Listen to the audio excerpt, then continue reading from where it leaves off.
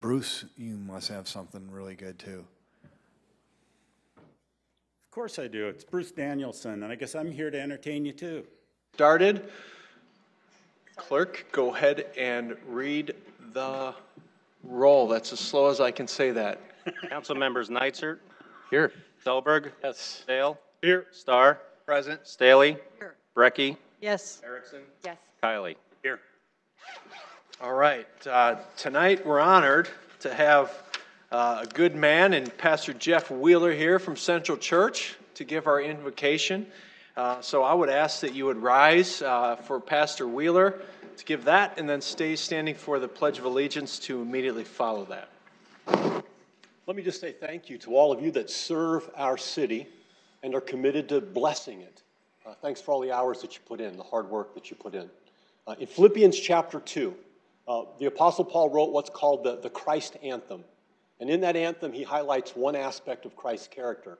And you might think it's love or grace or forgiveness, but it's not. The one aspect of his character that ascends to the top is humility.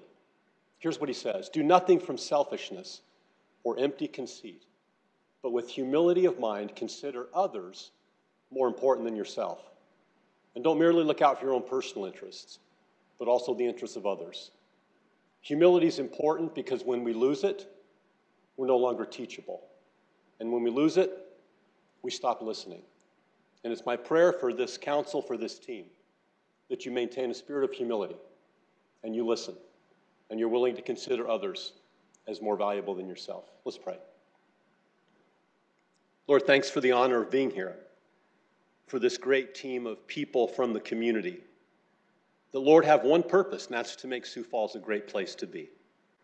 I ask your blessing on each one. I ask your blessing on this meeting. I pray, Lord, for a spirit of humility to ascend in each heart, a willingness to consider others and their needs more important than themselves. And Lord, you can do that, and so I ask you to do that now in Christ's name. Amen. Amen. I pledge allegiance to the flag of the United States of America and to the republic for which it stands, one nation, under God, indivisible, with liberty and justice for all.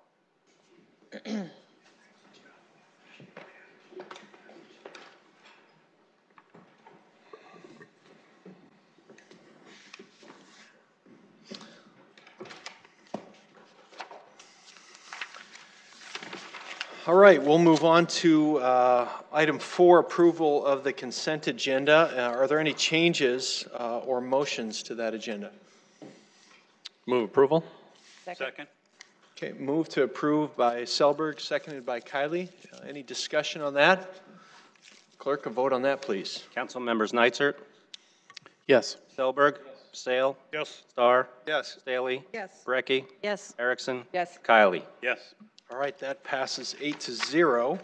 Next item is our regular agenda, and I'd look for a motion to approve the regular agenda. Move to approve, Erickson. Second. Okay, motion to approve by Erickson, seconded by Kiley. Discussion on that agenda. All right, vote on that, please. Council members Nitzert. Yes. Selberg. Yes. Sale. Yes. Starr. Yes. Staley. Yes. Brecky. Yes. Erickson. Yes. Kiley. Yes. All right, that's passed 8-0. We're at the public input portion of tonight's agenda. As a reminder, input during this portion will last no more than 3 minutes per person, and in total lasts no more than 30 minutes. During this portion of the meeting, persons may not address any item on the regular agenda. For those items after general public input, input is limited to 3 minutes, unless the item is being presented for final adoption, in which case public input is limited to 5 minutes. At this time, we'd like to invite members of the public forward for public input. Clerk, please note time is 7:04. Good evening. Hi, Janelle Kane. Can I get this on, please? It's on. First of all, I would like to say after last week's vote for vacation of Elmwood Avenue, I am appalled that they would come out and say the rich people won. I think you're thinking of the houses on the north side of the VA instead of those on the south.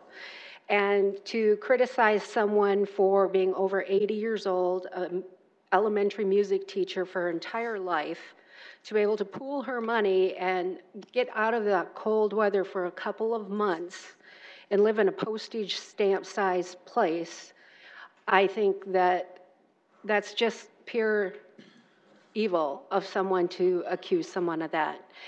That being said, you know, with experience comes wisdom. And we have a lot of wisdom in our neighborhood. And Kathy Larson actually came up with a great compromise that's a win-win for everybody involved. If this is truly about, and that vote was truly about the safety of the children, she came up with a great idea. It's very obvious.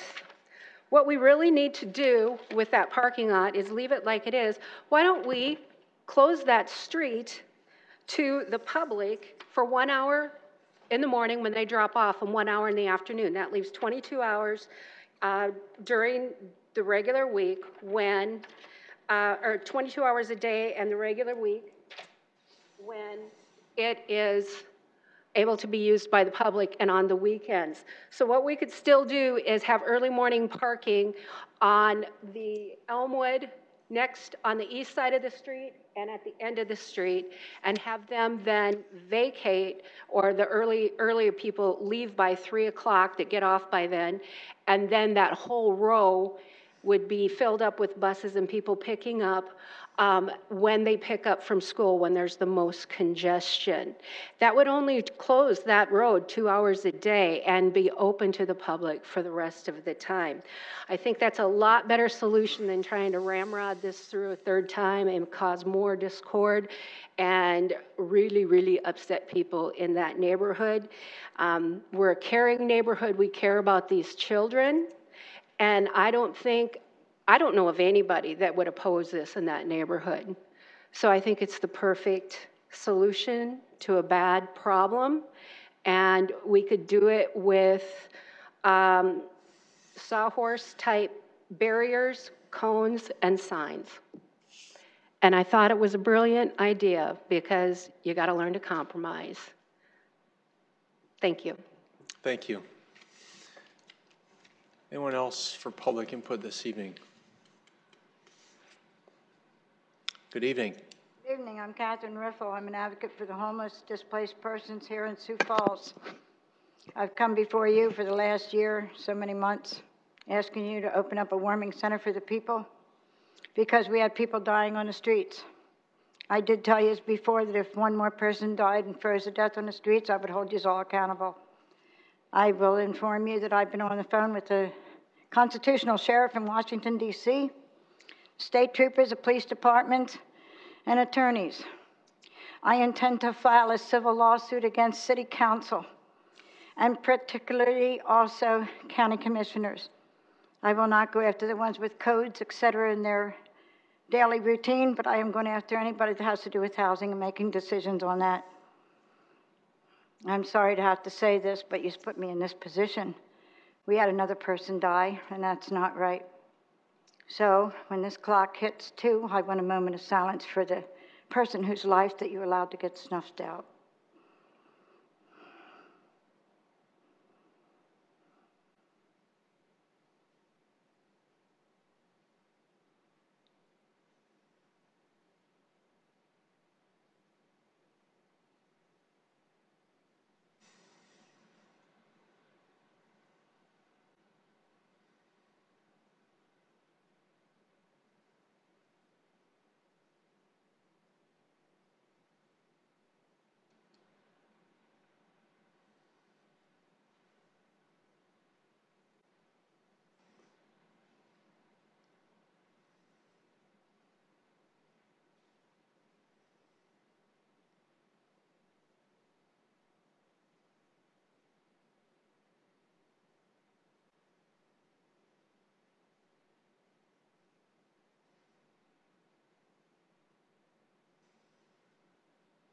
Now, there's only one way to stop me from doing that, and that's to open up a warming center both day and night. Thank you, Catherine. Good evening. Okay, it's Sierra Broussard, Sioux Falls. So this is going to tie into the agenda that's going to come up on the item here. So we have a council member in Central District here. Crime is on the rise here. I spoke to some police officers. Crime is still on the rise in the Central District. A handful of police officers do not approve of affordable housing in Central District. We have shootings, pimps, prostitutes. Mr. Kurtzel, have you been to Central District? Have you talked to your police officers that are fighting crime every day? Where are y'all going to get the money for affordable housing? We have Native Americans off of reservations, project people coming out of the projects of Chicago in Central District, how they can afford affordable housing. 3 times the amount of rent. Absolutely not. Call the Multi-Housing Association, and ask when he comes up with this bright idea here if they do not support it. Are we here like the previous council member? She was so filthy rich. We need a council member that's going to represent the people in Central District. Central District is the highest crime in the city. I hope y'all are aware of this.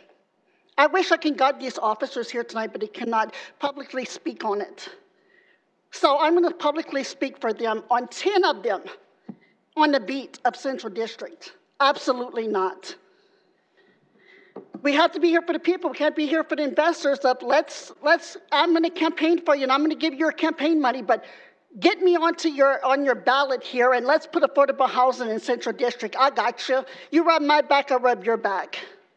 Many of times have I sat there with the police department and chased people because they couldn't get them because of fights happening on Central Side. Bullets hitting innocent houses because of gang violence and drug dealing. And I wish it can open up more of the investigation, but they're still trying to reach the judicial system here. And it's still on the rise here. So March the 3rd, I hope that y'all get y'all's statistics on the crime rising in Central District, because it's still rising. Will I believe the police officers and the sergeants before upper management? Absolutely. So I say, before someone wants to put affordable housing in Central District, look at your crime here and look what the type of clientele and the people that we have that cannot afford affordable housing here. We cannot be putting golf courses in Central District. Thank you. Anyone else this evening? Clerk, next item, please. Item 21, new 2019 retail wine and cider license for Johnny Carino's 2310 South Louise Avenue. Item 22, new 2018-19 retail malt beverage and South Dakota farm wine license, requesting off-sale use only for Fleet Farm Fuel, 3705 Northview Avenue, CUP not required, pending final inspections per fire and building services. Item 23, new 2018-19 retail malt beverage and South Dakota farm wine and 2019 retail wine and cider licenses, requesting off-sale use only for Fleet Farm, 3035 West Fleet Street, CUP not required, pending final inspections per fire and building services. Item 24, special one-day malt beverage licenses for Siouxland Heritage Museums to be operated at Pettigrew Home and Museum, 131 North Duluth Avenue, for History Happy Hour programs on February 21st, April 25th, and May 30th, 2019. Item 25, special one-day malt beverage and special one-day wine licenses for Downtown Sioux Falls Incorporated to be operated at Sioux Falls State Theater, 316 South Phillips Avenue for an annual meeting on February 26, 2019. Item 26, special one-day malt beverage and special one-day wine licenses for Sioux Falls History Club, 728 South Phillips Avenue for a Mardi Gras celebration on March 5, 2019. Item 27, special one-day malt beverage license for Siouxland Heritage Museums to be operated at the Old Courthouse Museum, 200 West 6th Street for a St. Patrick's celebration on March 16, 2019. Item 28, special one-day malt beverage license for Sisters of the Presentation of the Blessed Virgin Mary to be operated at Falls Park, 305 East Falls Park Drive for a fundraiser on May 11, 2019. Good evening, Jamie. Good evening, Jamie Palmer with licensing. Item 21 will allow Johnny Carino's to sell wine off sale. They currently also hold a retail liquor license, so if approved tonight, that license will allow them to do off sale. Item 22 item 22 and 23 are for Fleet Farm. Item 22 is for their fuel or C-store, and item 23 is for their retail store, and both again are off sale only. Items 24 and 28 through 28 are special one days. I'd be happy to answer any questions. Thanks, Jamie. Anyone from the public here to speak on any of these items tonight? Okay, councilors, do you have any questions for Jamie on these items? Is there any? Second, Erickson. Okay, motion approved by Kylie, seconded by Erickson. Is there any discussion, council? If not, a vote on this, please. Council members Nitzert, Yes. Selberg, Yes. Sale, Yes. Starr, Yes. Staley, Yes. Brecky, Yes. Erickson. Yes. Kylie. Yes. All right, that is passed 8-0. Item 29. Second reading, an ordinance of the City of Sioux Falls, South Dakota, providing supplemental appropriations for Community Triage Center study, Public Health, $100,000. Hi, Jill. Hi, good evening. Jill Franken, Public Health Director with the city. Approval of this item will supplement health's budget related to funds which have been already received from Avera McKinnon and Sanford, $50,000 each per health system, for a total of $100,000. This funding will be designated specifically for Phase 2 of the Community Health, or the Community Triage Center project, public-private partnership between the county, the city, and many community partners. Thanks, Jill. Anyone from the public wish to speak on this item tonight? Come forward, ma'am. Good evening. Good evening, Mr. Mayor, councilors. I'm Phyllis Ahrens, and I live in the Southeast District.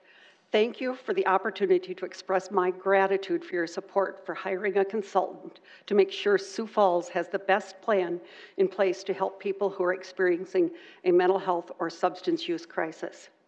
Visits to crisis centers in a variety of cities in America gave those who are leading this effort great ideas for what services will make a huge difference in Sioux Falls.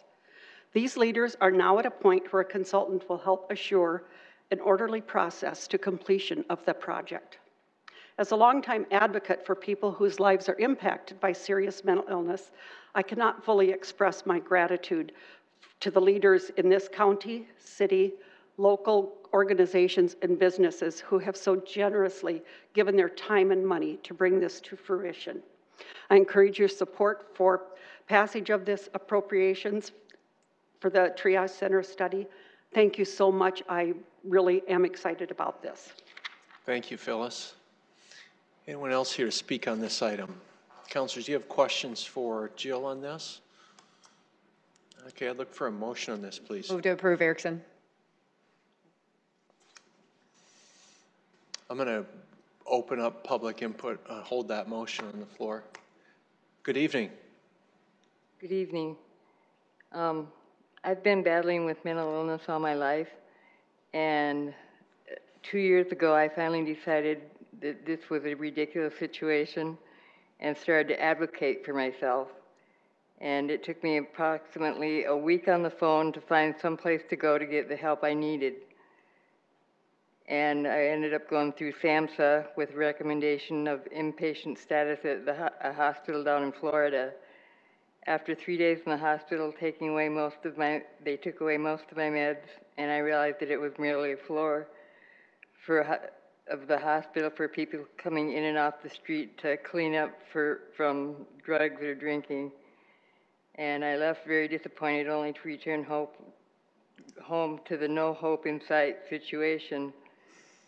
It was an expensive and largely disappointing trip.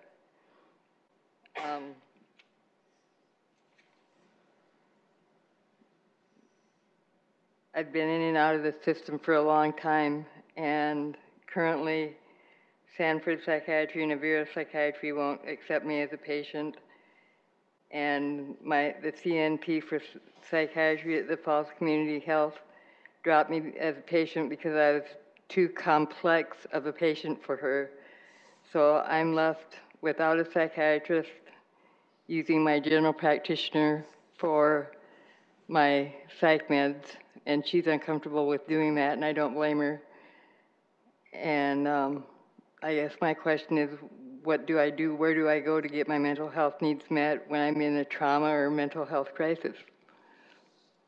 That's all I've got. Thank you, ma'am.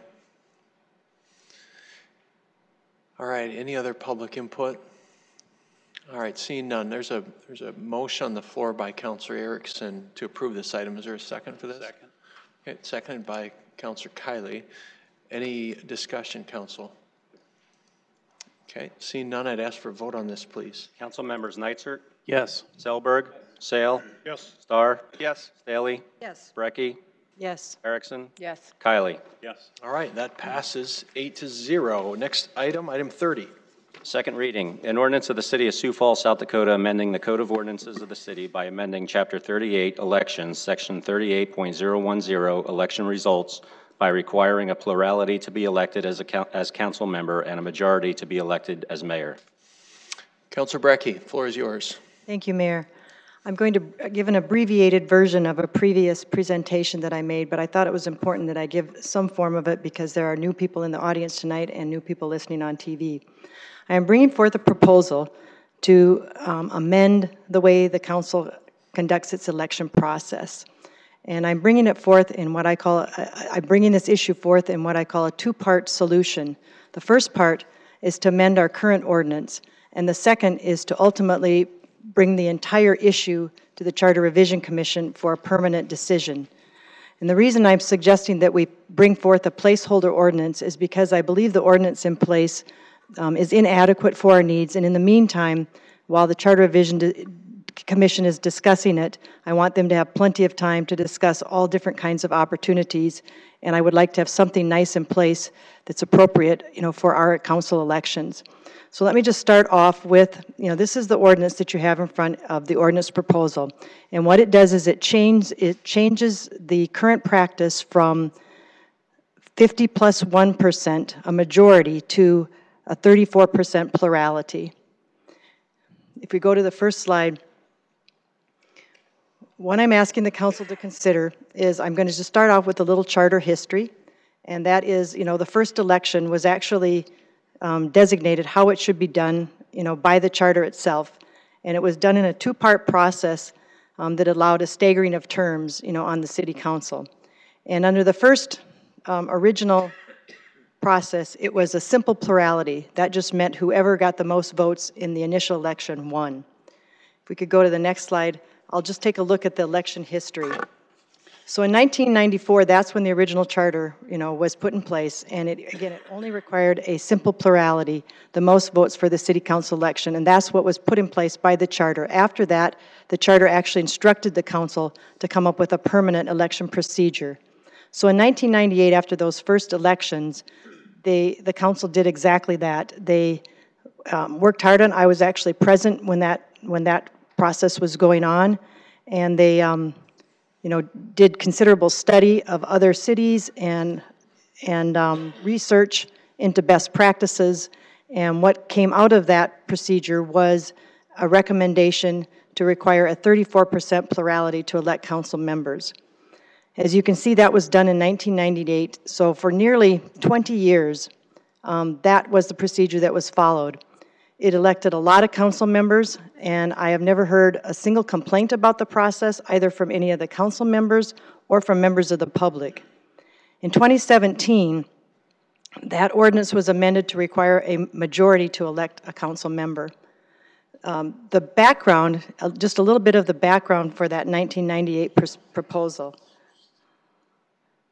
That 1998 proposal and the original 1994 one for the plurality had several reasons that were set forth by the original drafters of the charter and that were taken into consideration by that first city council. And what they were looking for at that time in an election process for the city council was they wanted something that would remove barriers to entry. In other words, the plurality process actually results in less runoffs. And so the simple plurality, there's no runoffs at all. The 34% plurality has even less runoffs. If you want to show the next slide, that'll show you the results of that. So the original drafters had in mind that they wanted a broad range of candidates, to run for city council. It was a part-time position, and they wanted to remove as many barriers to entry as possible, and one of those would be the cost of runoff elections. And so that's why they specifically suggested the simple plurality, and that was also taken into consideration in 1998 when the council members then recommended the plurality at 34%. And that was, again, to reduce runoffs, which meant less costs, try to garner a broad range of candidates and just generally speaking, remove barriers for people to be interested in running for a political office. The next one, that's back to that one. If you can just back up one. Yeah, what that really shows, if you look at the yellow, what that shows, and I did this research, or this research was already done, but I did this research because it shows that that is true. If you look at the history, there were a couple elections, under the plurality at 34%, but that number would be increased if you would actually apply that 50% number to that. So I think over that 16-year history, you can see that you would increase your number of runoff elections if you continue on with a majority, 50 plus 1%. The next slide, I want to show you the history of that 2017 amendment. And basically, what my research showed was that that was done kind of at the last minute. There was an ordinance that was published and noticed, and it was a complicated ordinance. You can see it here. It was only complicated insofar, however, in that it was a cleanup ordinance.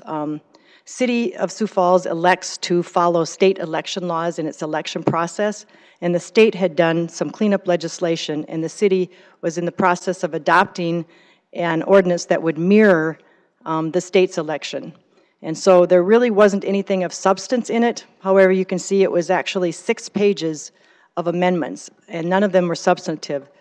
This ordinance amendment was added to this cleanup ordinance, at a council meeting, and it really wasn't ever in the heading, so there was limited public involvement and limited public knowledge of this amendment. It was actually passed 4-4 with the mayor breaking the tie, and all of the discussion in this ordinance revolved around this amendment. One of the things that I have done in anticipation of, or in preparation for this ordinance, is contacted the original charter drafters of the ordinance that was implemented in 1994.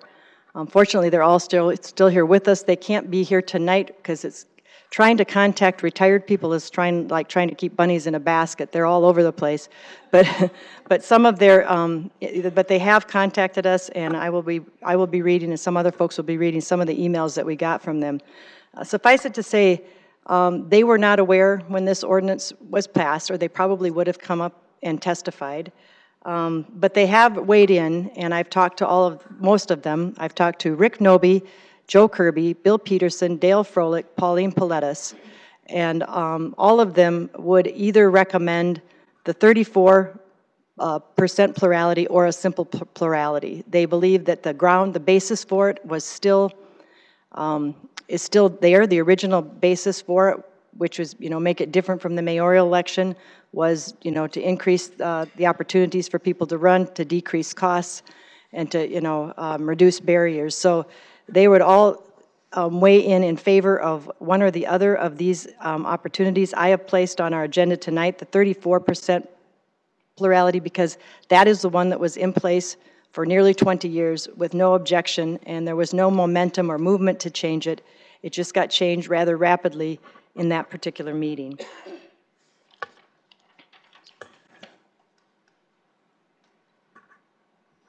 So again, that's the actual amendment that was passed in 2017, and then the following is the proposed ordinance, or actually this is the proposed ordinance that I have before you tonight.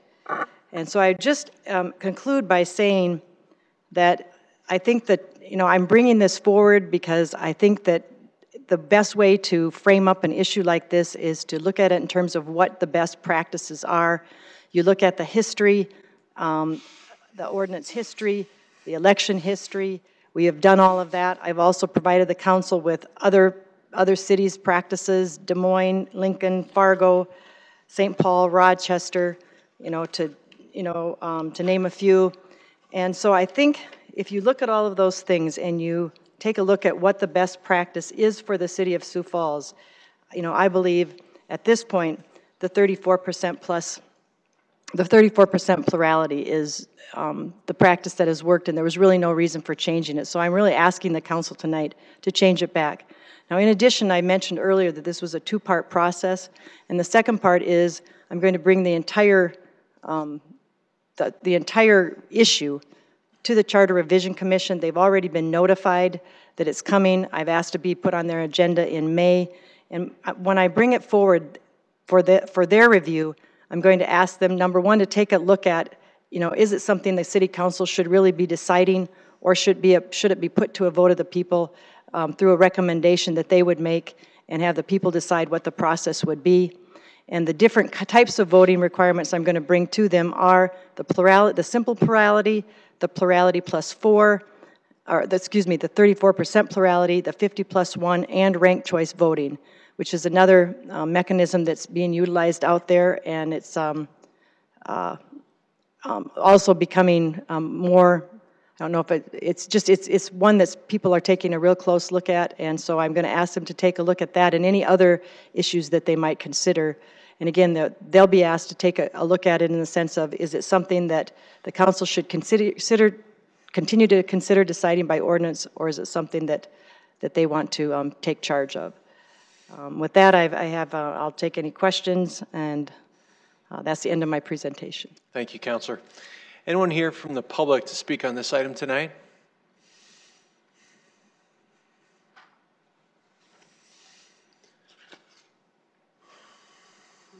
Good evening. Bruce Danielson. One of our questions tonight should be, what's the best method to encourage people to get out and vote next year?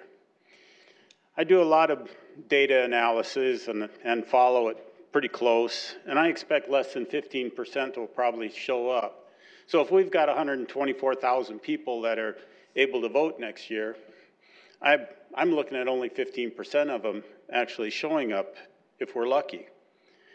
We have issues in this world of politics today based on potential voters feeling like they have no voice or the system is gamed against them.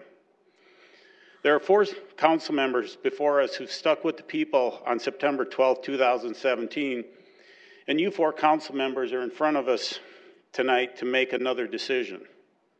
The 4 of you were upset as your constituents were by the tie-breaking vote. We are not in a council election season right now. None before us have announced plans for next year, which is good. A lot can happen between now and then to change your plans and our plans. Let's return to the system, to the plurality method, and either place a charter amendment on the 2020 ballot directly or work with the Charter Revision Commission to explore options to strengthen our voting rights. But let's return to the plurality tonight. For Sioux Falls voters in 2016, there were no elections, federal, state, or local, requiring a majority of the voters of Sioux Falls to win. For the majority of the voters in Sioux Falls to pick a winner based on a majority. There was, in other words, we had in 2018, all 5 local elections required a majority. In other words, when you like it or not, we could elect a president with less than 50% of the vote in 2016 to run our country, but we forced those who ran for office, you people, to a higher electoral standard than our presidency had to by running last year in 2018. You people had to run with a majority. No other election in our town required a majority. If you wanted to vote in a federal election and you wanted to vote in a state election, anything, a plurality won. Didn't matter. There could have been 3 people in the race. You could have gotten 49% and still won. All of you are legitimate members of the council, whether you received the 65% or the 34%, or you were won by acclamation. You ran for the office and are now seated before us. Those who voted in 2017 retain the plurality system. Please vote to return it and the sanity we had. Don't put the mayor in the position as we had in 2017 of breaking the tie you did not want. Let's have a sane, thoughtful conversation, as Councilwoman Brecky has talked about, and do it in a public forum. Don't do it in some secret method or some hidden method or some last minute method. We're in the open right now. We've got a charter commission coming up. Let's put it before them after we vote for the plurality tonight.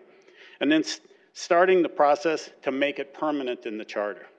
It's just good government. And that's all we citizens ever ask for, is that this body perform with a good thought and good government in mind. Thank you.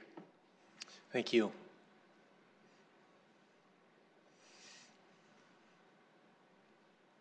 Good evening. Mayor and City Council, Rich McCorris, Bramer Drive in Sioux Falls. I'm here this evening to agree with Bruce on a little bit there, and that is that this should go back and reviewed by a group separate than the City Council.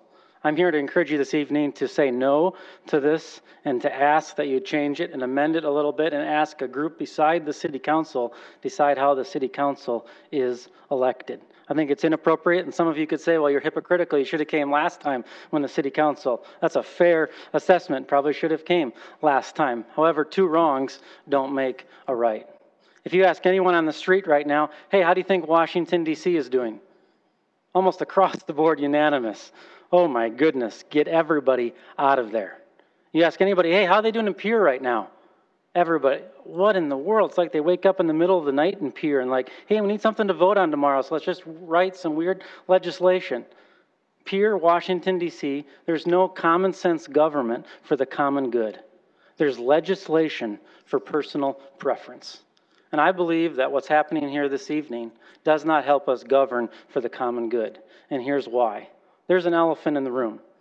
The elephant in the room is that tensions are pretty high on the council. At least that's the way it appears on the Argus, Kellerland, and out in general. Everybody's kind of aware that things are difficult. I believe that this, going forward tonight, would just put another arrow in the middle of it. Would just force another vote that would cause more division within the council. So why not, as a council, come to agreement and say, you know what?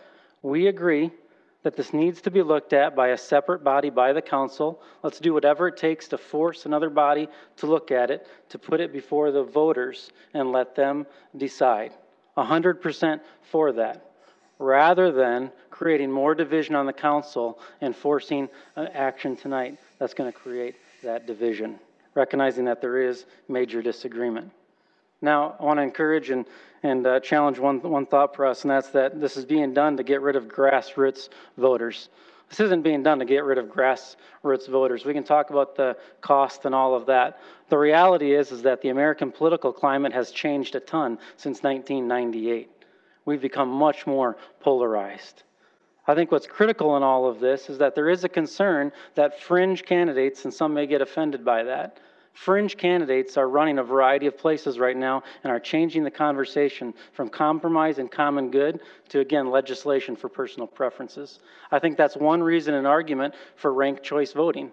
And I think former Mayor Rick Noby has even encouraged ranked choice voting. I think that's a great idea.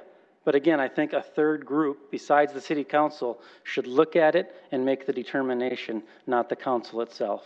And so I'm here this evening to encourage you to compromise as a group and say, let's force the hand of another group besides us to put this before the voters. Let's not cause more anger among us by making a decision this evening. And so I would encourage you to amend or to not pass the resolution before you this evening. Thank you, Rich. Anyone else here to speak on this item tonight? Janelle Kane. I would agree with what he has to say 100%. I don't even know why this would be on the bill or on the books right now. It was obviously, after doing some research from what I heard last week, because I had no idea, coming up with the set aside for runoff elections being $85,000. If you have several runoff elections, and it costs $85,000 because of this amendment. We have had for over 2 decades a 3-year wait list for Sioux Falls subsidized housing. Do you understand that that $85,000 that doesn't need to be spent on runoff elections can support 8 to 12 families for an entire year with subsidized rent, and that means they pay their own part too, for an entire year? Or if it's just a smaller district, $25,000 for that vote. Do you know how many meals at the banquet $25,000 would pay for? How many underprivileged children with the backpack program and need socks and coats that would pay for? I believe that this was put in underhandedly, and it brings me back to 2005 with our federal government voting in the bridge to nowhere in Alaska to pay back a political favor. That's called pork in a bill. And so what I'm calling is bull on this whole situation and the council, and I think that it's absolutely appropriate that the people should decide. And I would want to know, and I'm waiting to know and looking forward to know, for those of you that were here at the time, if you voted for it and why you voted for it and how you're going to vote tonight. Because if it's self-serving and retaliatory for something else, that's childish, and that's not why you were voted into your office. So if you vote no because of how other people have voted on other issues, just because of the person that brought it for you, that's not going to set well with the city of Sioux Falls voters. Thank you.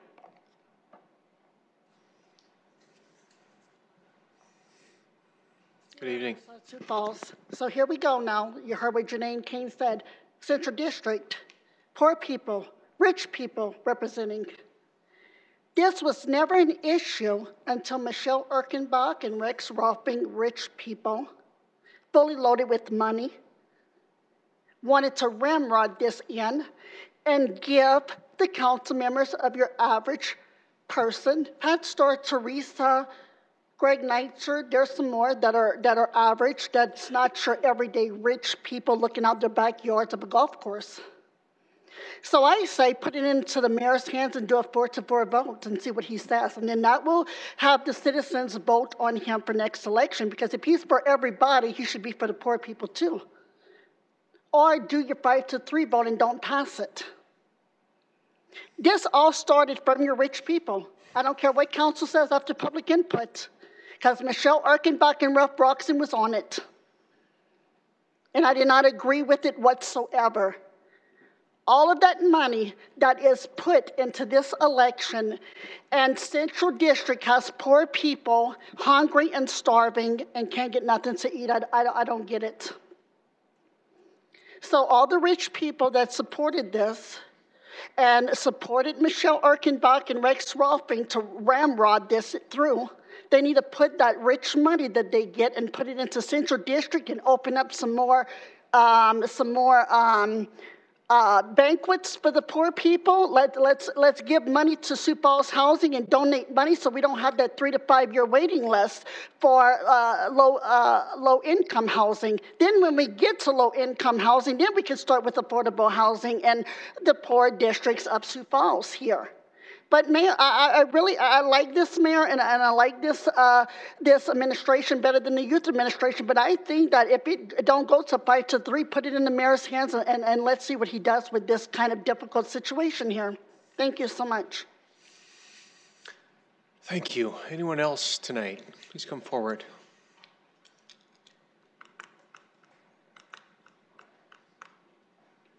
Tim Stanga.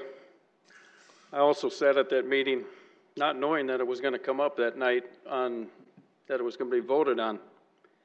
But that's hindsight. Now we have a chance to come up and do the right thing. We have a chance to be able to send it to a different committee. We have a chance to be able to have other people make a decision.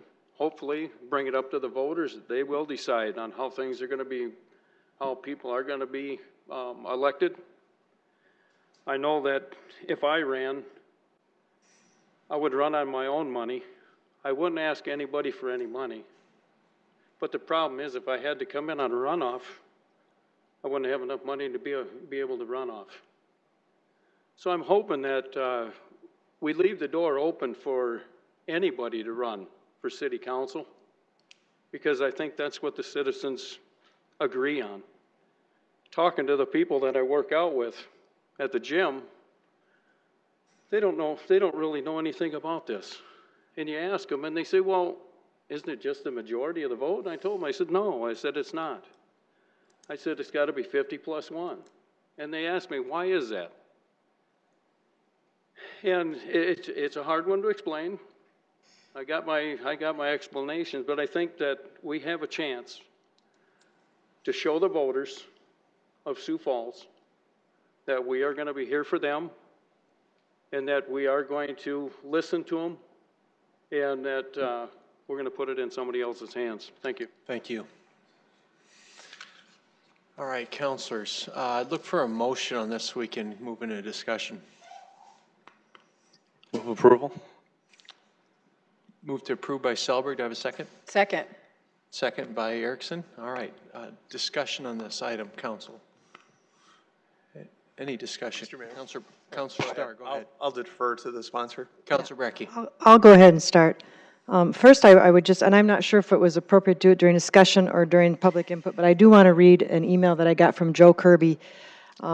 Joe couldn't be here because he's in California. Dale couldn't be here because he's somewhere.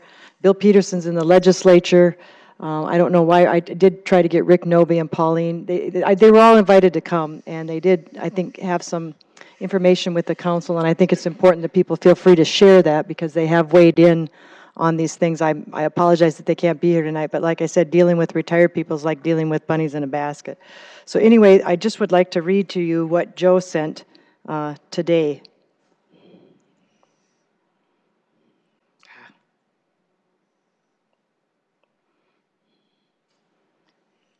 I'm sorry, but he's rubbing it in a little bit. Good morning from sunny Southern California. For what it's worth, when we wrote the charter, we intentionally established no minimum threshold for electing city council members. We decided that it did not make sense to have expensive, low turnout runoff elections for council seats. I would support the return to a 34% minimum or to no minimum at all as originally intended. Joe Kirby. And I would just add my comments in response to just skipping this step in the procedure. I said I brought forth a two-step process to deal with this issue.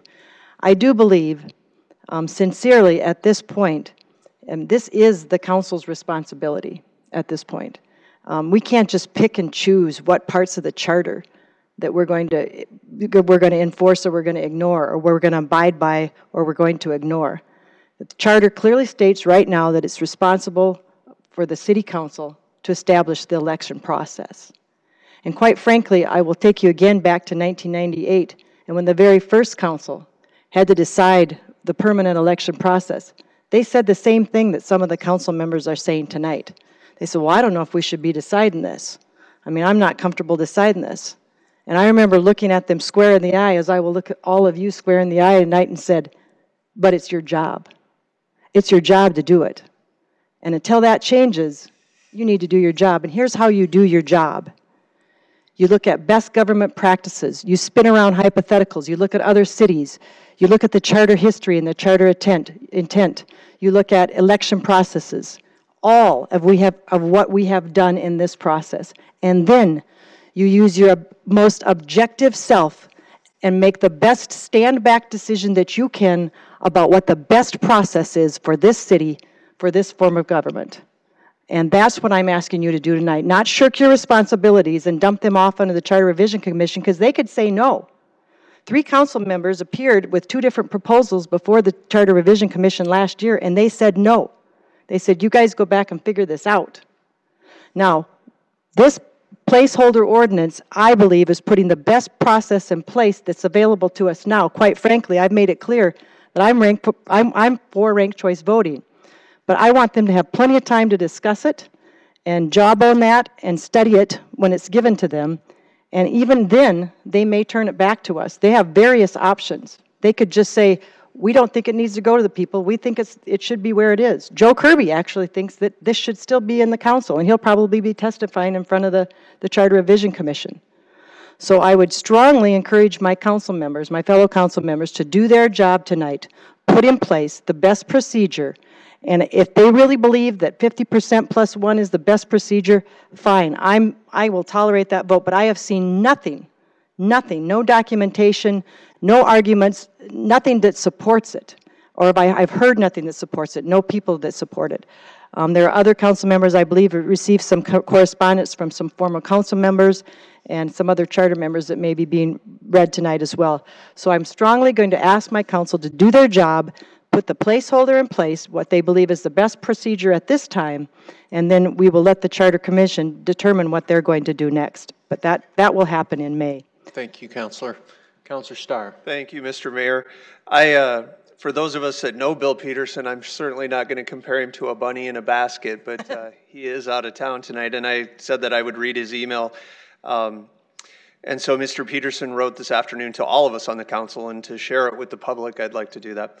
I'm in Pierre this week and unable to attend tonight's city council meeting, but I do want to offer my thoughts on the city council election process.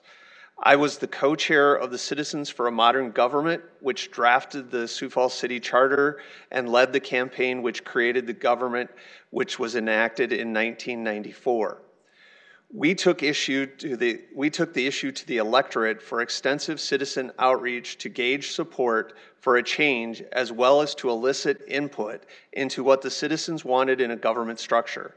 Many changes were made to the original proposal based on city input, or by citizen input.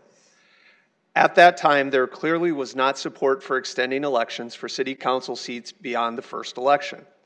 It was felt that a simple plurality was sufficient to elect councilors. Thinking about this evolved over the years and led to the establishment of the 34% threshold, which has served the citizens and the council well for a number of years. I did not understand the logic behind nor the necessity for the change to a 50% +1 requirement for election. The change can have the effect of increasing the cost of elections for both citizens and candidates without necessarily changing any results, with the exception that it may discourage some candidates from running. I would encourage you to return to the 34% threshold at tonight's council meeting. Thank you, Bill Peterson. And to follow up a little bit on his point about extending races, I think Rich did a very nice job of pointing out tonight that there isn't anyone that wants elections to last longer, let alone going to an additional 3 weeks and the time that it takes as a part-time body to do that, to run for a job that takes time away from our families, to get the opportunity to serve our community, which is a choice by all of us. But at the same time, to extend that period is tough. I think with what Mr. Peterson said, a simple plurality probably isn't enough if 10 people decide to run. There has to be some minimum threshold, and getting over a third of the vote in that kind of sets that minimum bar. There are times where, yes, a runoff is necessary when there's multiple 5 or 6 or 8 or 9 candidates. That makes sense. But if there's 3 people in a race and one person gets 40 and one gets 44, one gets 38 and another gets, I'm going to do the math on the fly and I'm going to get in trouble, so I'm going to stop there. But you get the basic point of what I'm trying to make, that if in a 3-person race, does it really make sense to extend the race another 3 weeks and thousands of dollars that it takes to get your message out and time away from family when you've already spent the last 4 or 5 months every night going to every citizen group, and campaigning and the things that it takes to run for election? It doesn't make sense. One of the other points that I wanted to make tonight is we go back and forth whether this should be in the charter or not. One of the exceptions, or one of the things that I think of right away, is one of the problems where our state legislature gets into trouble because they set their own pay. One of the founders of our charter stated what our pay should be as city council, and that is in the charter where it belongs. We shouldn't set our pay. Our county commission does, but that's what's faced to them, and that's what the state constitution says. But what this does is we try to mirror our election laws based on what state statute requires for elections, because otherwise it gets too complicated for the average person to run. So each year the legislature meets, and in their wisdom they make changes to state statutes that we come back here and we try to mirror the best we can that makes sense for our community to follow the rules. If we put this, we could put all of it except the term of office or how you get elected into the charter. But I think we need this to stay in ordinance. It's our job to take a look at what's the best for our community and to make those changes yearly, to not wait to make a charter amendment to change election laws to mirror what state statute requires. There isn't the amount of time that necessary to make that kind of change. The other is that it's before me as a member of the council that I've been elected by the residents of my district to make a decision tonight what I think is good government. Do I believe that there needs to be a 34% minimum or there needs to be a 50%? I have to make that decision tonight. I don't get the privilege of saying that shouldn't be my decision, it should be somewhere else, it should be someone else's job. It's my job and it's our job to make that decision of what we think is good government tonight. And in my mind, setting a minimum at 34% is good government. We've had this out in the public for the last couple of weeks, and it is inside baseball, to use former Mayor Noby's terminology sometimes. It gets into the nitty-gritty of it. But I think 50% isn't good because it becomes incumbent protection. It becomes an opportunity for people that can raise more money, that can withstand an additional election. This is supposed to be a part-time council. Unfortunately, I think a lot of us spend a lot more than just some of the part-time hours we thought at the beginning, but 50% is going to make less people get involved in the process. It protects incumbents, it makes elections longer, and it certainly makes them more expensive by having to raise thousands of dollars more. So I would urge your support for the 34% change, and thank you. Councilor Neitzer. Councilors Starr and Brecky eloquently covered a lot of what I would cover, so I'm just going to hit a couple highlights. I am conflicted here. I didn't bring this forward myself because I struggled with the idea of voting on my own election threshold. That's troublesome for me. That's the one reason I can find that I can come up with that I should maybe not vote for this. That's the one.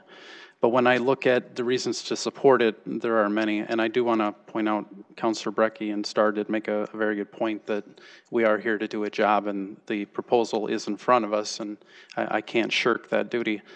The many reasons to support this. The only reason we're here today is because there was an amendment added to an ordinance where the council I was on, chose to already change it. I adamantly opposed that amendment. There wasn't a legitimate problem that was being solved that I could identify. No one has ever questioned the legitimacy of somebody elected with under a 50% threshold. Commentary from the citizens has been universally negative on that change. It's axiomatic that a 50% threshold versus a 34% threshold is going to require more runoffs, and that's not good for anybody. Runoffs cost taxpayers money. It's going to cost candidates more money. It's going to increase spending on elections. It is going to be something that will raise the bar for somebody to get into office. This is supposed to be a citizen legislature, and we shouldn't be doing that. And you consider off-year elections, the one that I ran in, for example, we're lucky if we get in the low teens for turnout. Mayors drive elections. Councilors don't. I wish it wasn't true, but it is what it is. I can only imagine what the turnout would be in a runoff election and an off-year election. It's probably going to be single digits, and you're probably going to have several hundred people deciding an election in a district of almost 40,000 citizens. If your concern is about fringe candidates, that ought to scare the pants off of you.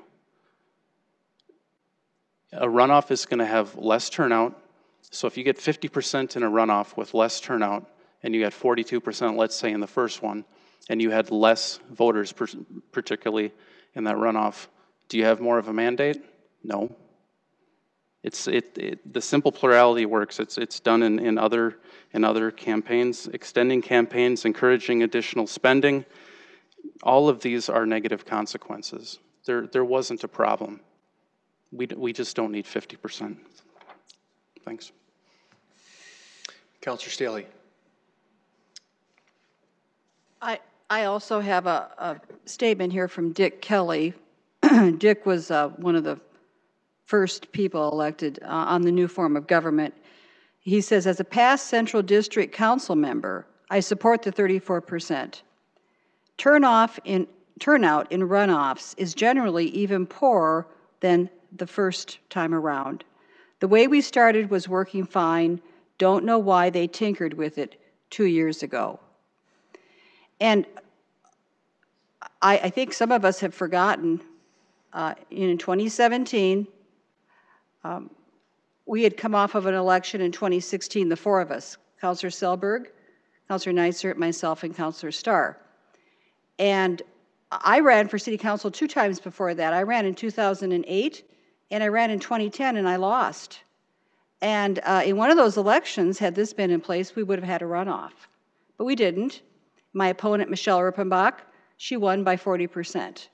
So I've certainly tasted the other side of this. But, so I ran in 2016, and I got elected. I won, as did the rest of us. But 3 of us got elected with less than 50%. And we're working hard, and we're doing our job. And imagine my surprise when out of nowhere, Councilor Rex Rolfing called me and said, we're going to be making this change. We're throwing it in as an amendment. And I was like, what? What did we do wrong? Why would you be changing this? And for people to, and Rich, Pastor Rich, you know, I appreciate you coming up, but, you know, to say that you should have been here and said something in the past, I wish you would have, because we were fixing something there that wasn't broke.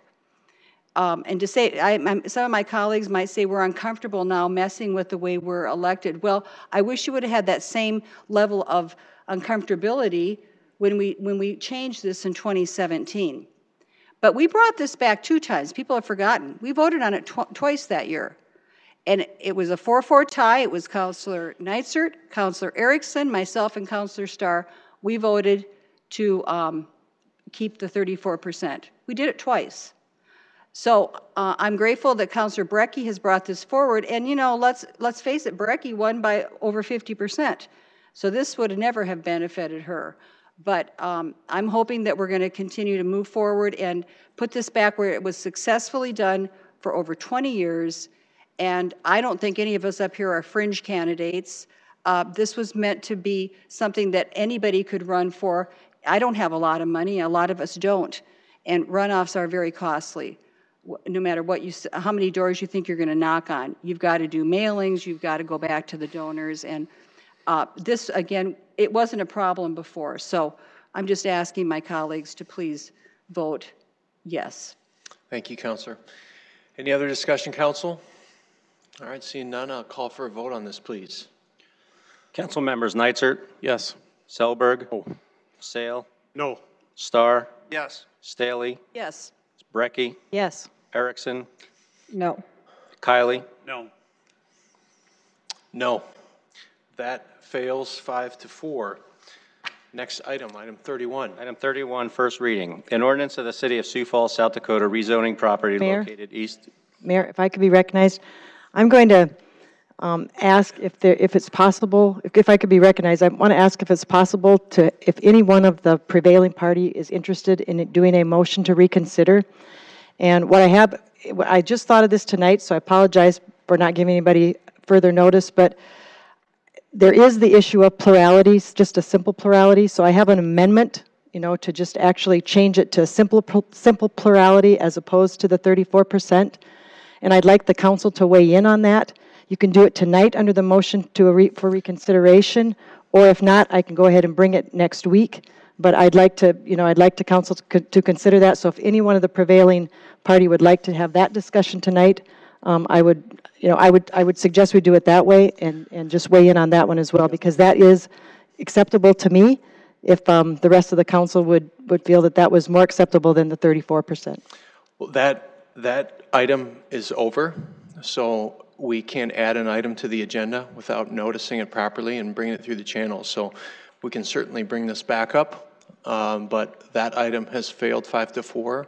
So we can't add a new item to the agenda after that has failed. Am I correct in this? A motion to reconsider can be done at the same night, and we could bring that back for reconsideration and then attach amendment to it. I'm going to defer to, I guess. Yes, Mayor, The clerk on this? a voter on the prevailing side, which they can bring an item back the same night or at the next meeting. My recommendation, Councilor Brecky, would be to be sure you could whip the votes and have discussions on this, so that we can then bring it forward again and talk about it. Whip the, meaning talk to your counselors. No, excuse me, Mayor, I'm not going to whip the votes, and I'm not going to talk to my counselors behind the scenes. I'm sorry, that's a foreign term. That means talking to your counselors so that we can bring it forward I'm asking for that tonight. If any of the council members on the prevailing side would be willing to do that tonight. Do I take a motion on this, clerk, or? It would be a motion. Okay, so you want to make a motion? It would have to be somebody on the prevailing side, Mayor. Okay, does someone on the prevailing side wish to make that motion? Seeing none, that fails. We'll move to item 30. Item 31, an ordinance of the City of Sioux Falls, South Dakota rezoning property located east of the intersection of West Team Street and North Marion Road from the I-1 Light Industrial District and O Office District and C2 Commercial Neighborhood and Streetcar District to the REC Recreation District and S1 General Institutional District number 9849-2019 and amending the official zoning map of the City of Sioux Falls. Planning Commission recommends approval 4-0. Recommendation, set a date of second reading for Tuesday, March 5th, 2019. Good evening, Jason. Good evening. Jason Bieber, representing Planning and Development Services. This is an application, and the owner is Jeff Kreider with the Sioux Falls School District. It is located east of North Marion Road and north of North Career Avenue. It's roughly 47.5 acres in size. The purpose of this rezoning is the school district is looking at constructing the new Jefferson High School on this property. All right. Thank you, Jason. Anyone from the public here to speak on this item tonight? Councilors, do you have questions for Jason on this? Move to approve, Erickson. Second. Okay. Move to approve by Erickson, seconded by Councilor Kiley. Any discussion, Council? All right, a vote on this, please. Council members Nitzert? Yes. Selberg? Yes. Sale? Yes. Starr? Staley? Yes. Brecky? Yes. Erickson? Yes. Kiley? Yes. All right, that passes 7-0. Next item, please. First reading, an ordinance of the City of Sioux Falls, South Dakota rezoning property located southeast of the corner of East Chatham Street and Southwest Wind Avenue from the RS Single Family Residential Suburban District to the RD1 Townhome Duplex Residential District number 9844-2019 and amending the official zoning map of the City of Sioux Falls. Planning Commission recommends approval 4-0. Recommendation, set a date of second reading for Tuesday, March 5th, 2019.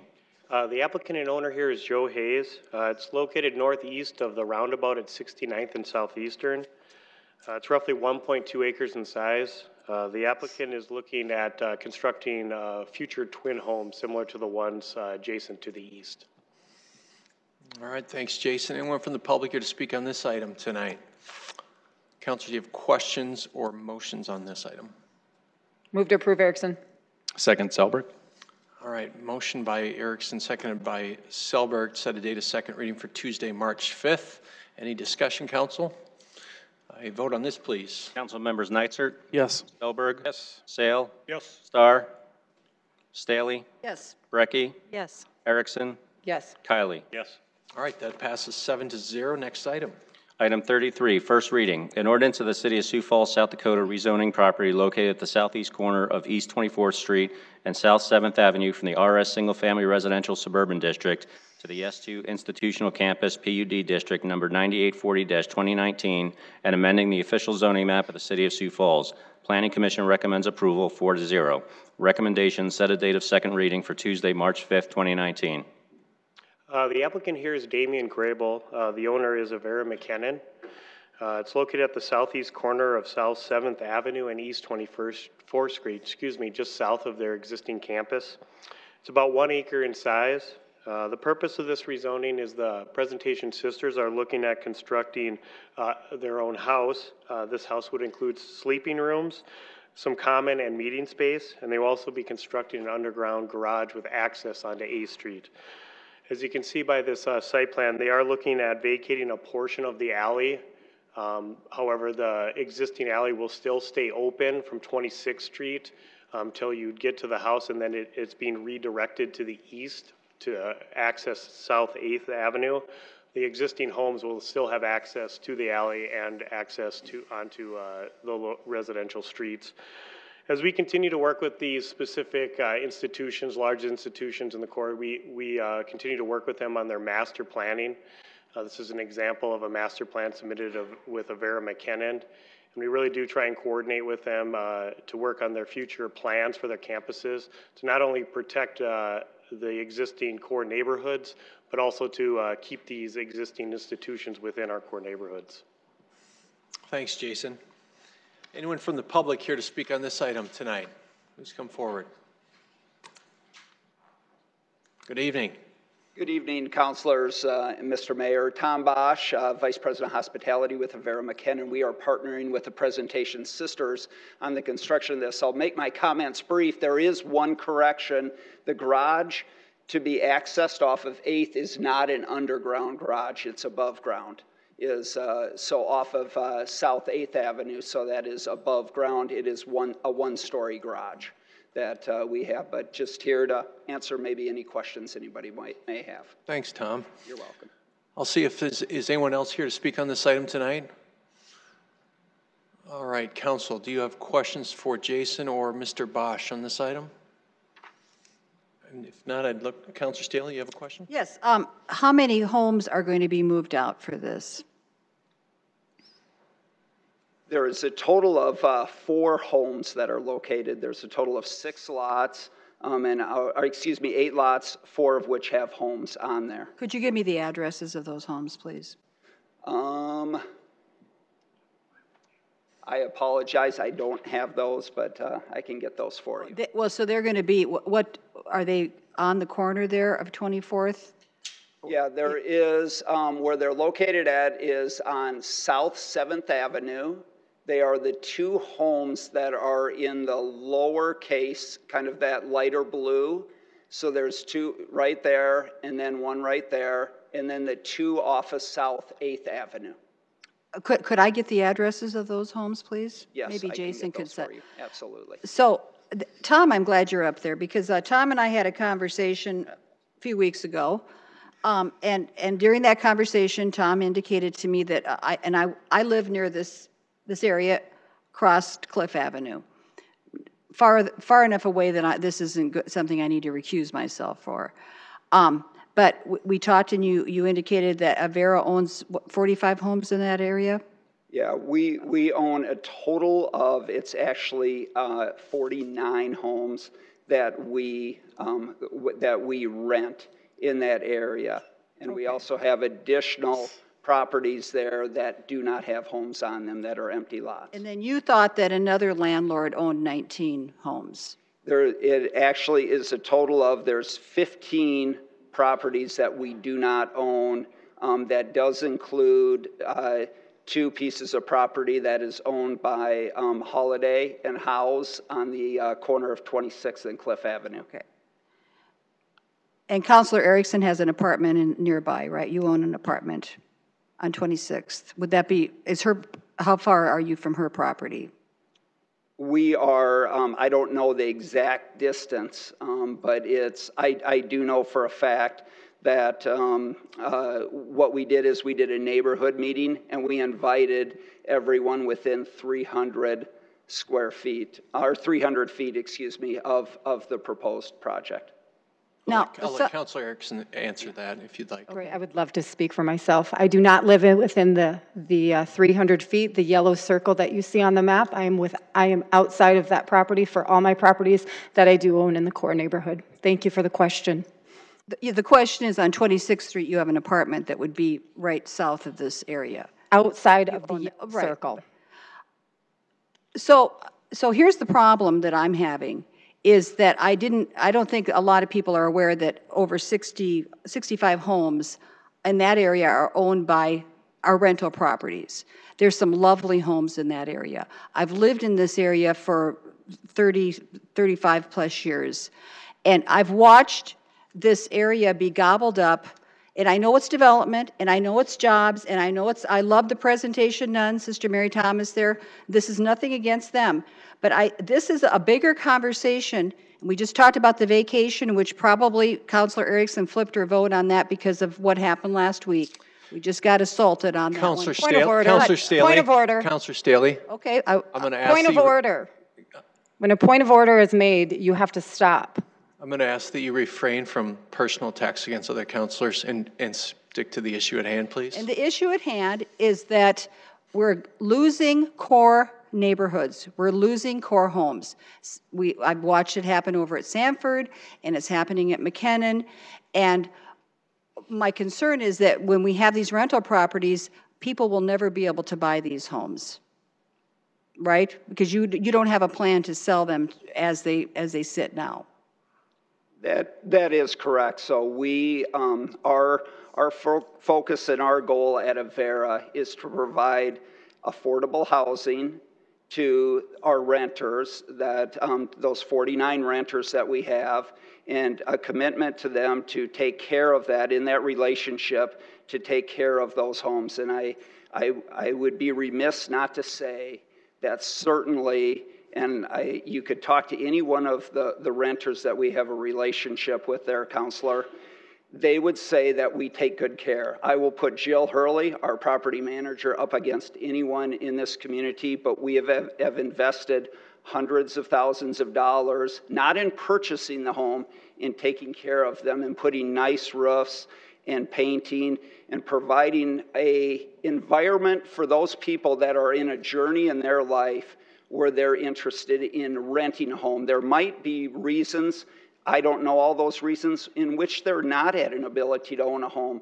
So our focus at Avera is to provide the quality home rentals to them and to take care of them as well. And I'm not saying that Avera isn't taking care of their properties, okay? I'm not saying that, but I'm saying that those homes that could be first-time homebuyer homes will never be able to be sold to someone because Avera has them as a rental property.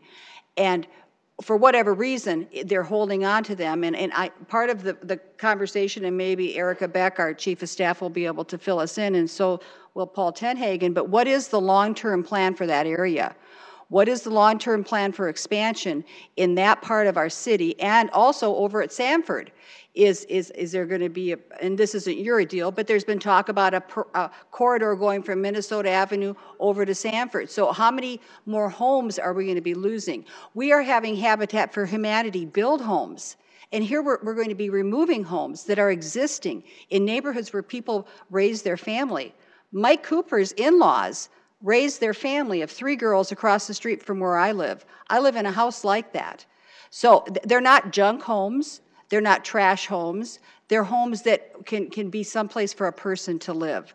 The other thing that I guess I would have a problem with is when you say one neighbor showed up, all the neighbors are your tenants.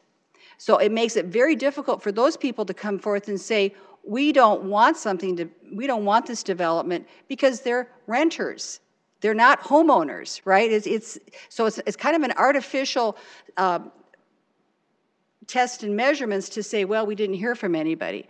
So I at some point, I said this to the Argus a few weeks ago, it was in the paper, I think at some point we're going to have to say, we're going to protect these core areas. We're concerned about affordable housing. Our own city buys properties, demolishes it. We just heard about it from our community development person. We're demolishing properties and rebuilding them at a loss to the city, so we have one house to give to sell to somebody. Here we have a huge area of very attractive, lovely homes, and we're slowly taking them down, moving them out, dismantling them, whatever. So I wanted to point that out. Councilor Kiley. Thank you very much. Mr. Bosch, thank you very much for reaching out.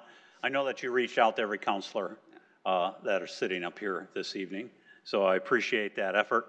I think this is going to be a beautiful project for the Presentation Sisters, and thank goodness for the Presentation Sisters, because without them, we might not have the fine medical facility that we have in this community today. And I'll extend that even to the medical facility across the town. I guess one of the questions that I have for you here is, several homes have been basically recycled, have they not? They've been moved. Yes, they've yes, been they have. offered for sale by other first-time home owners. Correct. Yes. Probably the most. I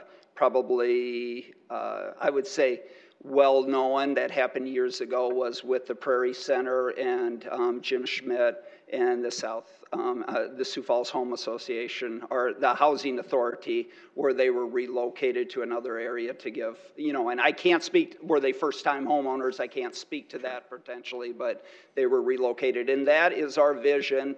One of our pillars, certainly, and through one of the sisters, is stewardship and good stewardship of our resources that we have. And those homes are a resource that we want to have the ability to relocate those. So that is our desire, to relocate those and do everything within our power, not to make a big profit, not to make even any money, just to have them relocated. And we're really happy here because we're currently dealing with 3 different entities that are interested, and they've expressed an interest to purchase those homes and to relocate those to another area here in town. Well, I thank you for your effort in that area, and I thank you for what you have done for the community.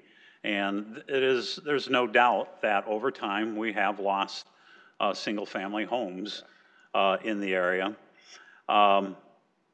It hasn't all happened overnight. It has happened with, in many cases, much notice on the part of the homeowners that sold their properties to you.